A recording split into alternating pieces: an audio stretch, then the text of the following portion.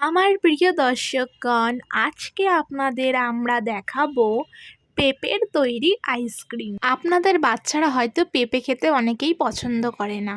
এই রকমভাবে আইসক্রিমটা পেঁপের বানিয়ে দেখুন, আপনাদের বাচ্চা এক নিমিষে আইসক্রিমটা শেষ করে দেবে। ভিডিওটি চালু করার আগে সাবস্ক্রাইবের বাটনটা টুক করে ক্লিক করে দিন। চলুন দেখা যাক রেসিপিটা। প্রথমে আমরা একটা পেঁপে নিয়েছি, পেঁপেটাকে আমরা ধুয়ে নিয়েছি। এরপর পেঁপের সামনের দিক এবং পিছনের দিকের বোটাটাকে কেটে নিয়েছি।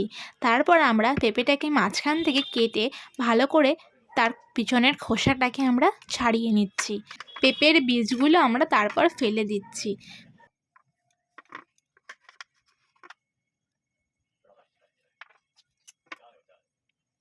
বীজগুলো ফেলা হয়ে গেলে পেঁপের ওপরে পাতলা হলুদের স্তরটাকে আমরা কেটে ফেলে দিচ্ছি।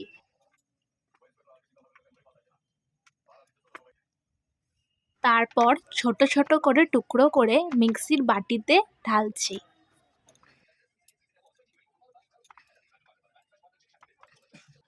পেঁপেগুলো আমাদের কাটা হয়ে গেছে। এরপর এর মধ্যে আমরা দিচ্ছি গুঁড়ো দুধের 2 প্যাকেট। এরপর আমরা গরুর দুধ ফুটিয়ে রেখেছিলাম, সেটা আমরা অল্প অল্প করে ঢেলে দিচ্ছি। আমরা এখানে হালকা মিষ্টির জন্য 2 চামচ চিনি দিয়েছি। আপনারা আইসক্রিমে একটু যদি বেশি মিষ্টি খেতে চান তাহলে 4 চামচ চিনি দেবেন। রেডি হয়ে গেছে আমাদের আইসক্রিমের পেস্টটা। চামচ দিয়ে ভালো করে নেড়ে নেবেন। তারপর আমরা আইসক্রিমের কিউব নিয়েছি এখানে, তার মধ্যে ঢেলে দিচ্ছি। পুরোটা ঢালবেন না, যতটা গ্যাপ আছে ওই অবধি ঢালবেন।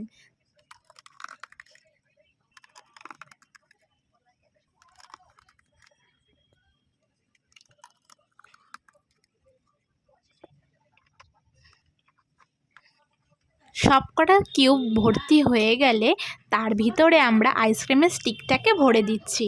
ঠিক করে সেট করে ভরবেন। তারপর আমরা ফ্রিজের মধ্যে রেখে দিচ্ছি।